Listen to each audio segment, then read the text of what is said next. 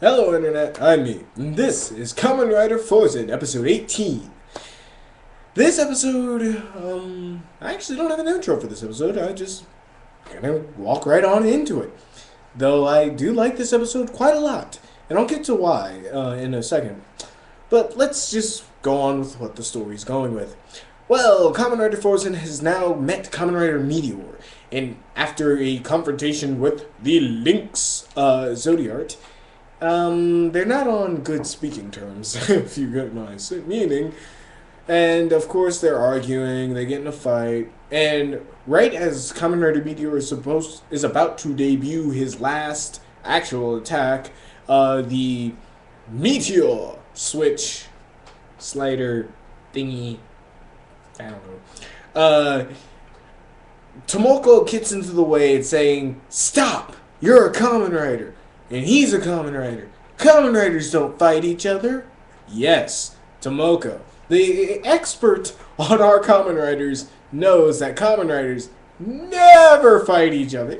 Never. There's no such thing as an evil Kamen Rider. No Kamen Rider actually hurts another Kamen Rider. Huh. Imagine if that would happen. That would be terrible. Hell, if they even had a war, it would just be horrid. Anyway, hearing Tomoko's words, Meteor's pretty much like, "I'm your enemy," and then walks away. And of course, back then they all just kind of go, "Well, all right, well, that's done," and then go back to the Kamen Riders Club in the Rabbit Hatch. I think I always want to call it the Rabbit Hole because, well, it's kind of like the rabbit hole from Alice in Wonderland. They go through, it's a weird hole and spacey and all that stuff, and then they appear someplace completely fucking different. So, me calling it the rabbit hole instead of the rabbit hatch, I'm sorry. I'm sorry, it has so many similarities. It's just like how people say they're not Zodiacs, they're Zodiarts.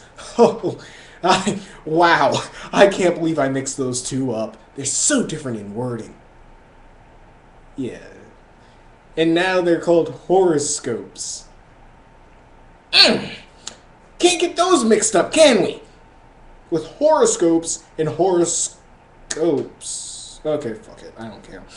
Anyway, turns out we figure out how Zodiarts turn into the horoscopes is which and where they just keep evolving until a point where they become like that. And it's just like pretty much how a Saiyan becomes a Super Saiyan in Dragon Ball Z. They just keep leveling up until boom, Super Saiyan.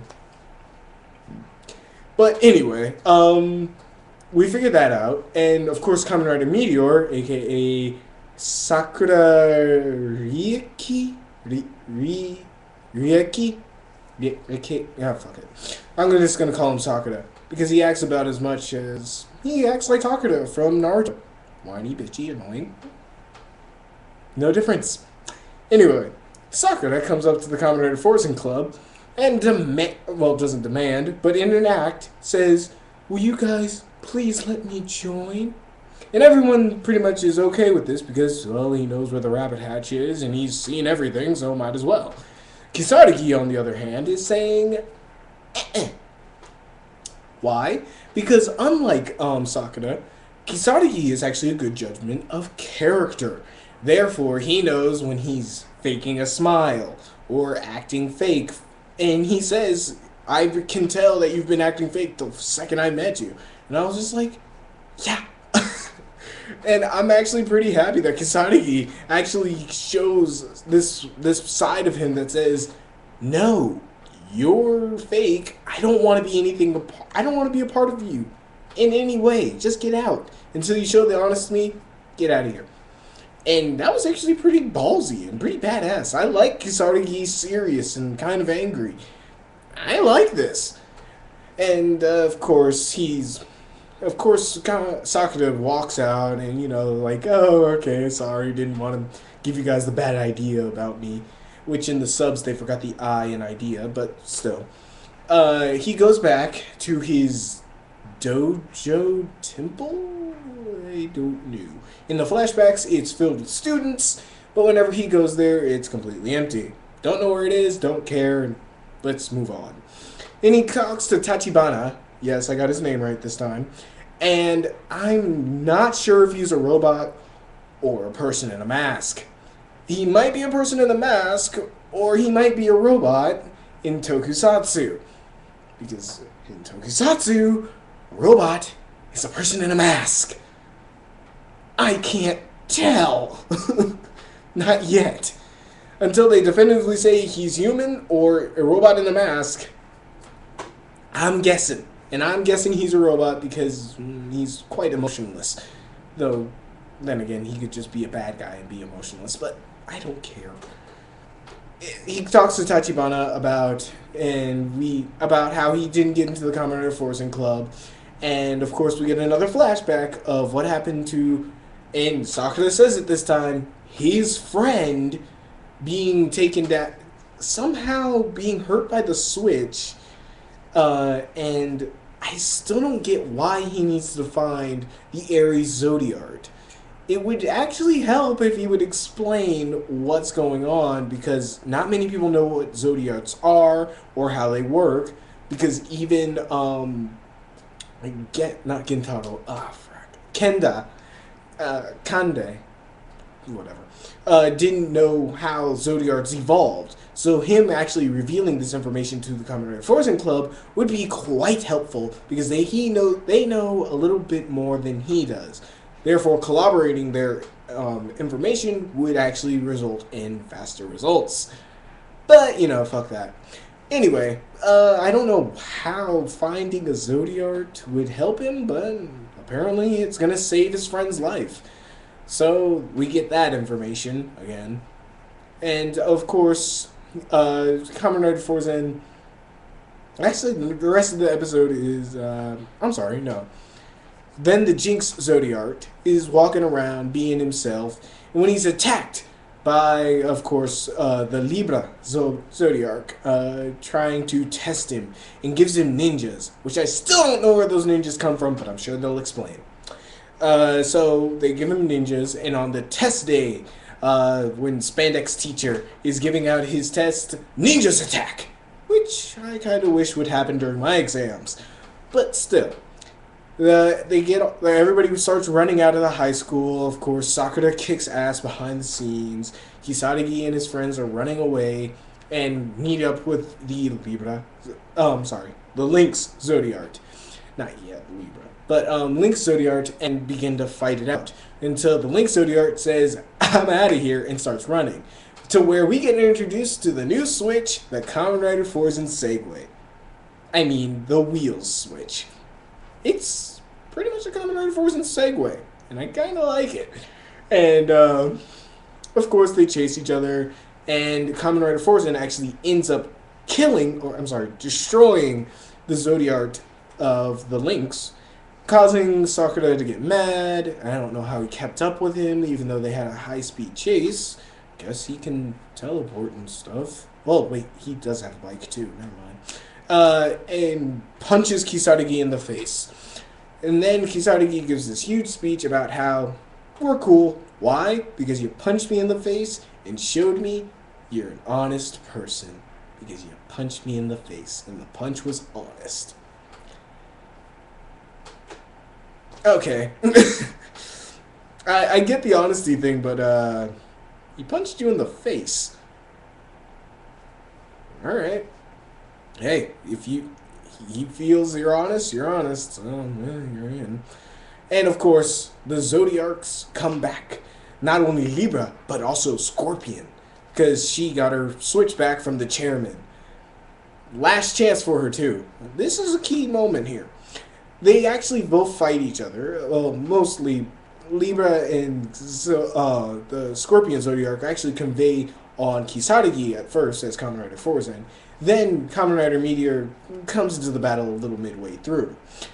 And of course, in all normal fashion, from, well, the last time the Scorpion Zodiarc showed up, Scorpion gets her ass kicked in a very awesome fashion. The limit break for Kamen Rider Meteor was literally too cool. It was too amazing. It was awesome. I'm nerding out, but it was a really cool limit break, and I would love to see more limit breaks like that. Now, of course, Kisaragi couldn't defeat Libra. Libra runs away, and they figure out, and of course, everybody figures out, Scorpion Zodiac is a woman! Yeah, that information won't do you any good, because once they get back, I'll get to that later. Oh well, Kisaragi and Kamen Rider Meteor start talking, and Kisaragi goes, "You're my friend now, because you helped me in this battle." And Kamen Rider Meteor says, "Your definition of friends and my definition of friends are two different things." Wait, so you do believe in friendship then? Or were you just... No? No explanation? Alright, get out of here. Anyway, he leaves like that, and Kisaragi's like, "Oh, pout. What is wrong with this guy?" And of course, we cut back to the Zodiarts, bringing Scorpio back defeated in front of the chairman. Ooh, where we get to see the new Zodiart, Virgo, as she promptly dumps the Scorpion Zodiac into a dark nebula. Pretty freaking dark. I was actually quite surprised when this happened. And I'm just kind of like, wow, kids just saw a woman thrusted into a wormhole into dark nebula space where she probably will never be heard of again. And only one thought came into my mind after that. Who will Spandex Teacher hit on now? Anyway, Kamen Rider Fourze in episode 18 was a pretty badass episode. I love this episode. I have to give it a 10 out of 10. For all my complaints and worries and logic things, I'm pretty much like, I'm okay with this. I'm okay. Because I know they're probably going to explain it later and prove my ass wrong. So, you know what? I'm okay with all the stuff that doesn't make sense for now. I know they'll explain it later, and I know these writers know what they're doing. They've made this episode fantastic, just from the word choice to the actual way they characterize Kisaragi and Sakura. I'm actually really, really enjoying this episode, and I really like it. It has brought me some hope that Kamen Rider Fourze along the line gets really dark and really freaking interesting. And it, pretty much everything about this episode was an awesome surprise, and I can't wait to see the next episode, because now Kamen Rider Meteor is in the Kamen Rider Fourze Club. Or, sorry, Kamen Rider Club. What will he do now that he's in? Will he mess with their information? Will he use their information? Will he actually decide to trust them with this secret that he's holding because they have different information that would help him along his battle? Only time will tell, and I can't wait to see what happens. So, until next time, y'all, peace.